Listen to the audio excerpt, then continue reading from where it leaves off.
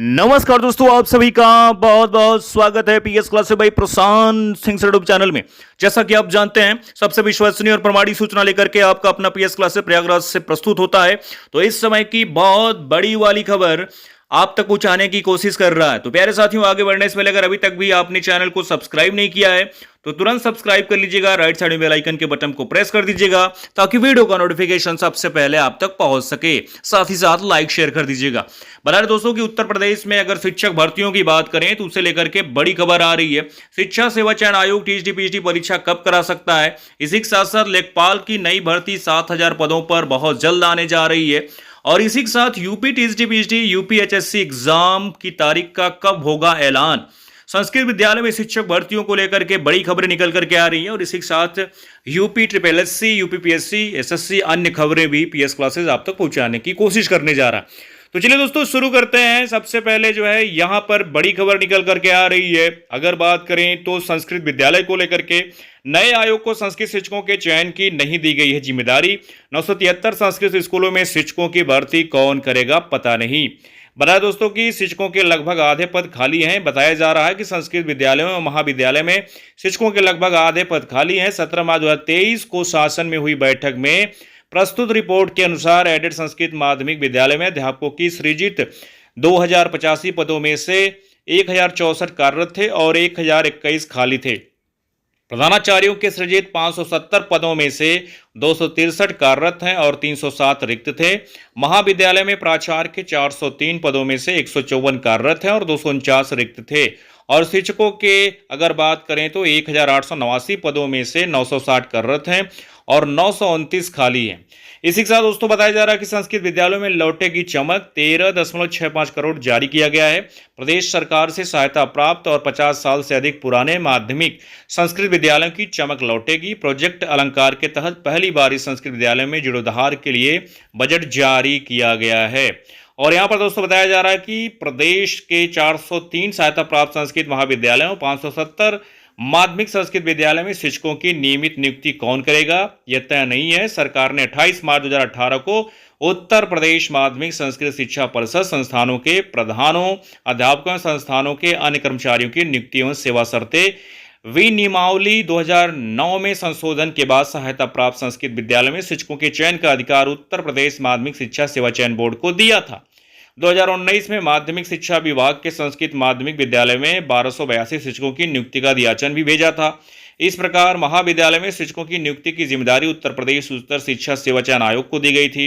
इन दोनों ही संस्थाओं का पिछले साल गठित उत्तर प्रदेश शिक्षा सेवा चयन आयोग में विलय हो चुका है।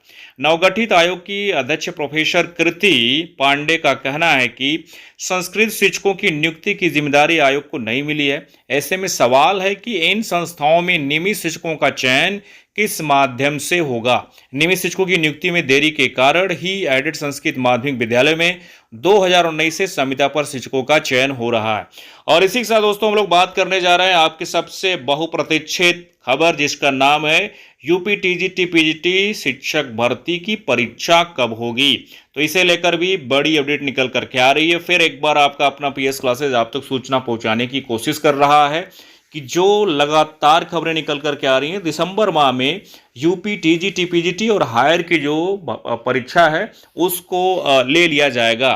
तो आप लोग लगातार अपनी तैयारी में बने रहें। और इसी के साथ कुछ और आर्टिकल्स यहाँ पर हैं जो आप देख सकते हैं। लेखपाल के 7,000 पदों की सूचना अगले माह। बताया जा रहा है दोस्तों कि यूपी अधीनस्थ सेवा चयन आयोग यूपी ट्रिपल एससी अगले महीने लेखपाल के पदों पर भर्ती की प्रक्रिया शुरू करेगा। प्रदेश में करीब 7,000 पदों पर लेखपाल की भर्ती की जानी है।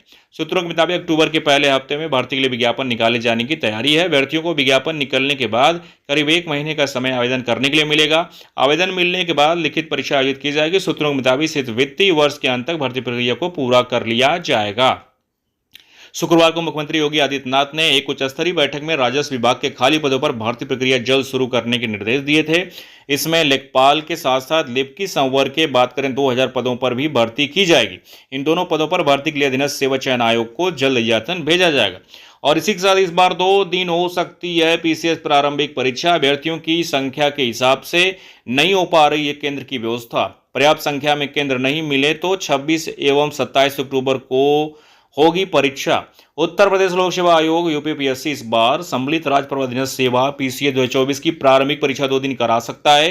परीक्षा केंद्रों के पर्याप्त संख्या में व्यवस्था न हो पाने के कारण ऐसा किया जा सकता है। हालांकि आयोग एक ही दिन में परीक्षा कराने के लिए केंद्रों की व्यवस्था करने में जुटा है। और इसी के साथ आप देख सकते हैं, देश में पहली बार होगी डिजिटल जनगणना, केंद्र की तैयारी शुरू। जनगणना प्राधिकरण ने स्वगणना पोर्टल बनाया। दोस्तों यहां पर बता दिया जाए कि केंद्र सरकार ने देश में जनगणना कराने की तैयारी शुरू कर दी है। हालांकि जाति जनगणना पर अभी तक कोई फैसला नहीं लिया जा सका है। यह पहली डिजिटल जनगणना होगी जिसके जरिए नागरिकों को स्वयं गणना करने का अवसर मिलेगा। इसके लिए जनगणना प्राधिकरण ने एक स्वगणना पोर्टल तैयार किया है जिसे अभी लॉन्च नहीं किया गया है। स्वगणना के दौरान आधार नंबर या मोबाइल नंबर अनिवार्य रूप से एकत्र किया जाएगा। और इसी के साथ आप देख सकते हैं पीसीएस परीक्षा को लेकर के यहाँ पर बड़ी अपडेट वही है। 26-27 अक्टूबर को पीसीएस प्री संभव है। तो 3 जून को तय की थी, 27 अक्टूबर तिथि। अपेक्षित केंद्र मिलने पर आयोग की तैयारी है। तो 2 दिनों में आपकी परीक्षा हो सकती है। तो ये दोस्तों रही आज की बड़ी खबरें। लेकिन फिर एक बार पीएस क्लासेज आपको अलर्ट कर रहा है कि आप अपनी तैयारी में बने रहें, क्योंकि शिक्षा सेवा चयन आयोग का गठन लगभग कंप्लीट है और केवल यहाँ पर जो है अब इंतजार है 2-4 और लोगों की भर्ती होनी है। तो सरकार जब चाहेगी तब कर देगी। लेकिन आपकी परीक्षा कराने के लिए तैयारियां तेज हैं। किसी भी अफवाह पर आप ध्यान न दें, अपनी तैयारी करते रहें। बाकी विश्वसनीय सूचना के लिए चैनल को सब्सक्राइब करके रखें और लाइक शेयर कर दें अपने ही जैसे प्यारे भाई बहनों तक। Thanks for watching my video.